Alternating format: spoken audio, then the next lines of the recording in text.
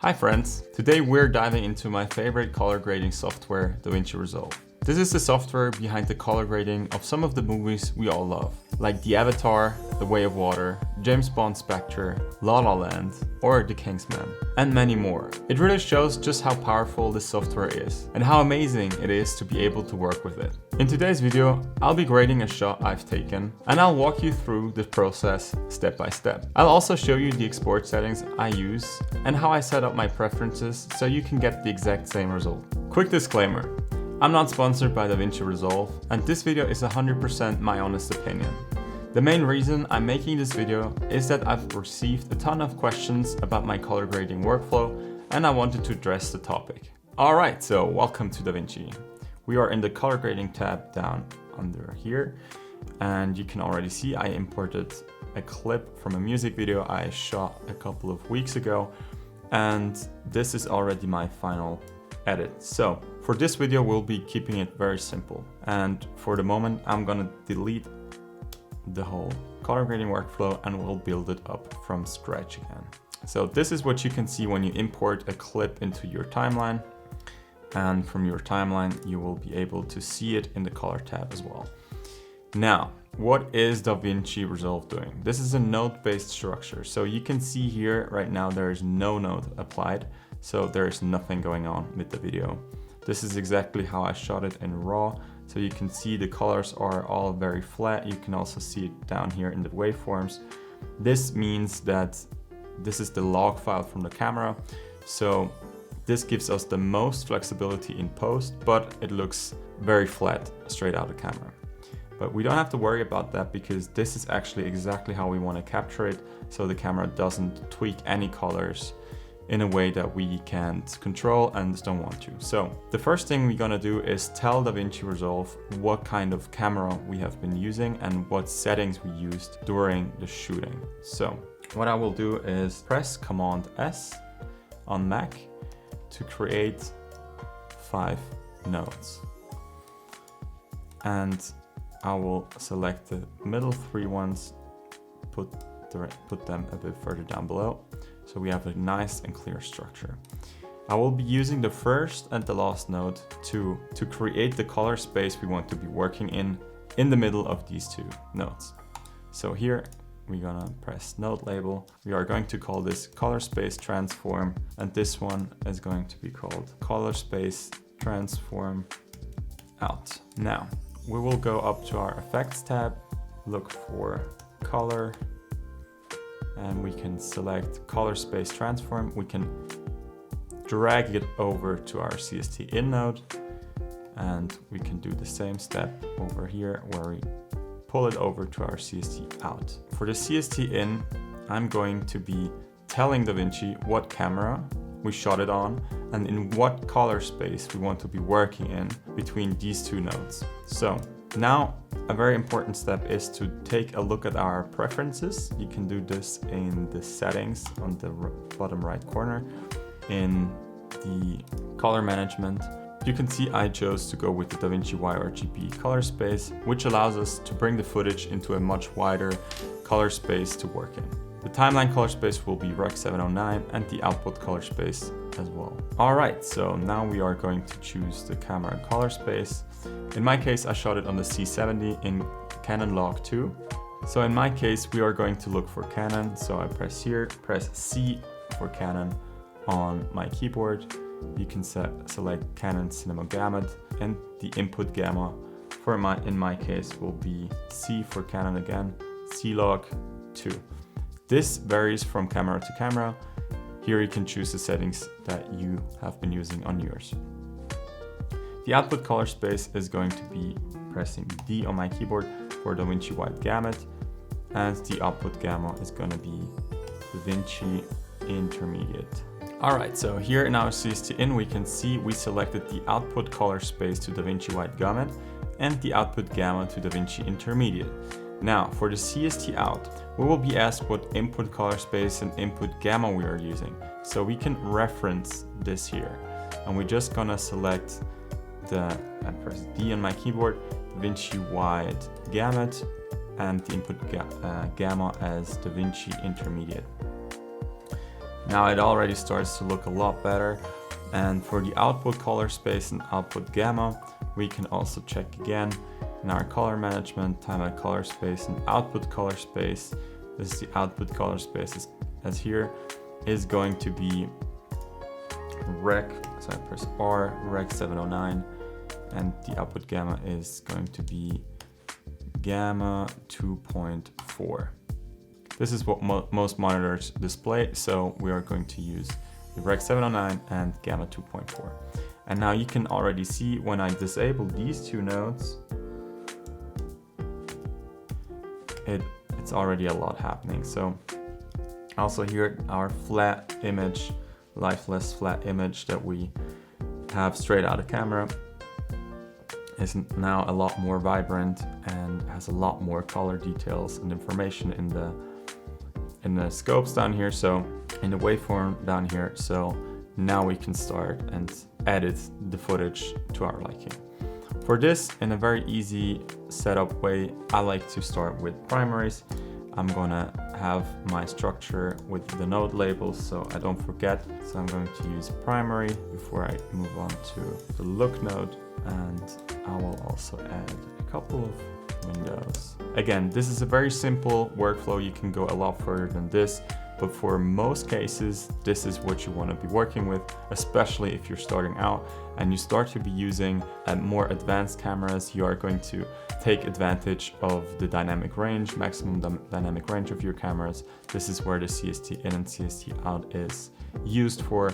If you are shooting in Rec 709 on your camera, you don't need to be using this structure. You can just basically start with your primaries, look, and window, and you can ignore these two steps because your footage will be looking like this straight out of camera. But again, if you want to take advantage of the dynamic range of your camera, this is the way to go. And here you can see how much information we are capturing out of the log file. So in my primaries, what I like to do is you can also orientate yourself down here. Normally, because this is shot in RAW, I would go into my RAW settings and adjust everything here. But for the purpose of this video, I will be choosing to go with the log wheels. And there are different options down here. I will be using the primary color wheels to use the lift, gamma, and gain to control the exposure. Right now I can adjust the lift, so you can see what that does to the image right here. So right here you can see the scopes. We could lift it all the way up. What we want to be paying attention to is that we are not crushing any levels, so not crushing any highlights or any shadows. And in this case, because this is a music video, I like to have it quite contrasty. This is why I'll be leaning towards clean blacks, and I won't be lifting it up too much. So there are some slight changes happening here, and the contrast ratio is still a bit less.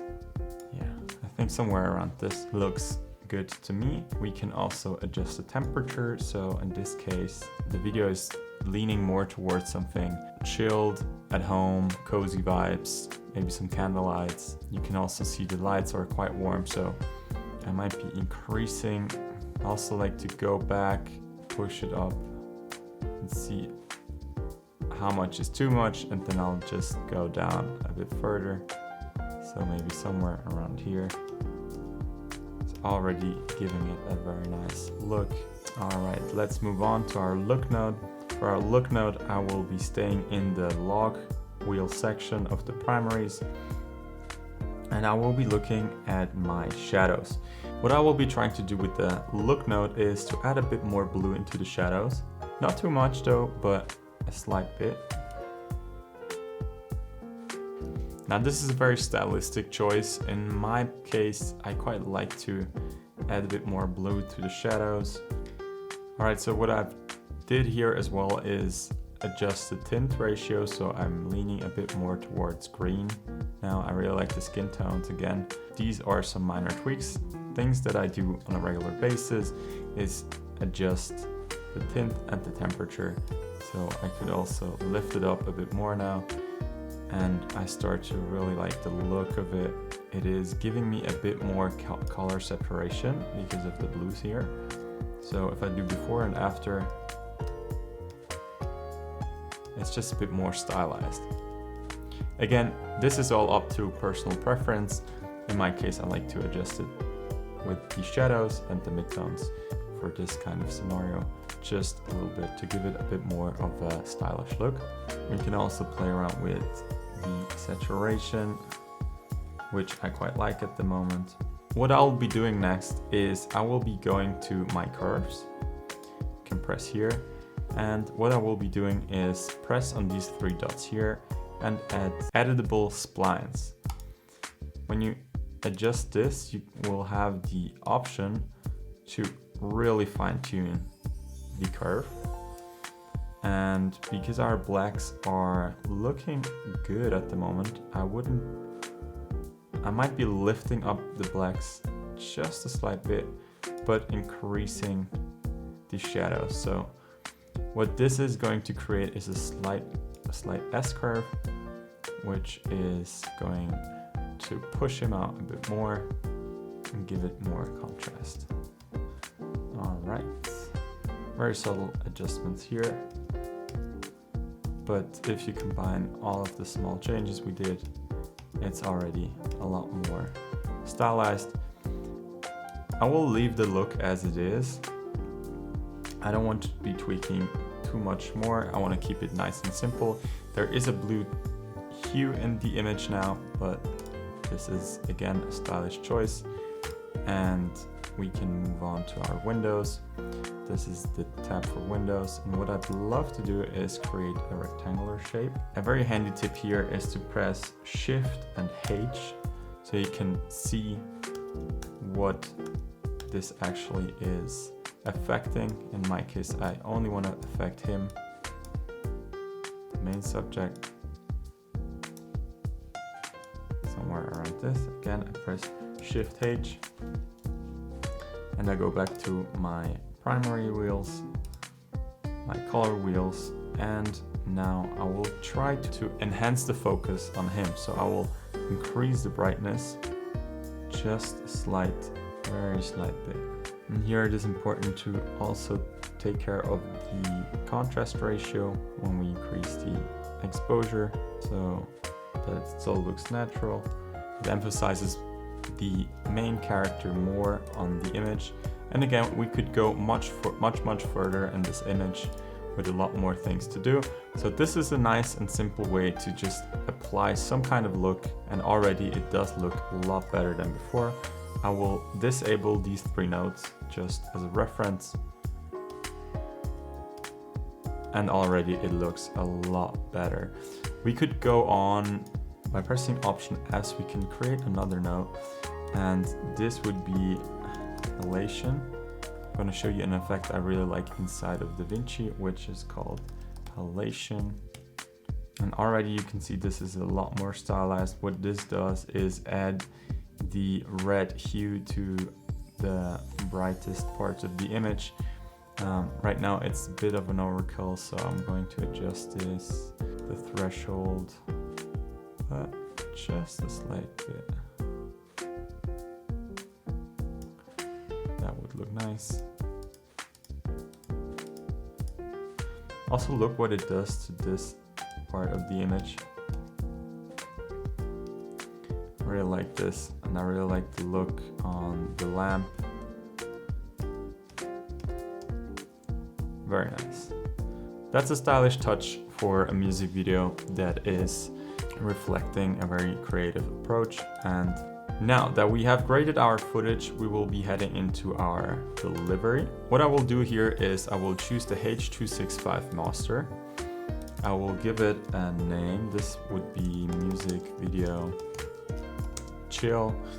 And I would go further into my settings. The export video format is going to stay as is. What I will be changing about this here is, because I shot it in 24 frames, I will be doubling this here to 48,000 because of the 24 frame rates I've been using. And I will be choosing the main 422 10-bit. I will be moving on to audio. For YouTube videos, I mainly use normalize audio and go and use the YouTube preset, but in this case it's not as important. And these are the settings I'm using. If you are grading on a Mac, you can also go to the color space gamma tag and use Rec 709A, because that's what the Mac is displaying. And then you can go to add render queue, and later on you can just go and render all. That's how I go about it. Conclusion: Davinci Resolve is an absolute powerhouse. I love how it takes you through each step all the way to the final product. Especially for color grading, it's probably the most advanced software out there, and yet it's still incredibly user-friendly even if you're a beginner. This is the kind of program you can grow into with almost no limits to what's possible. I hope this video helped some of you feel ready to sit down and try this out with your own footage. Thank you so much for watching this video again all the way to the end. In case you liked this video, please make sure to like and subscribe to my channel. I really much appreciate that. I really want to hit 1,000 subscribers by the end of the year, and you could do me a big favor in helping me out. I will also make sure to be uploading a lot more videos related to the themes that you guys are willing to see more about in the comments down below. So let me know what themes you are struggling with in the filmmaking industry, and I will do my best to cover these themes in the future. Thank you so much again. Have a great day, and I will see you in the next one. Cheers.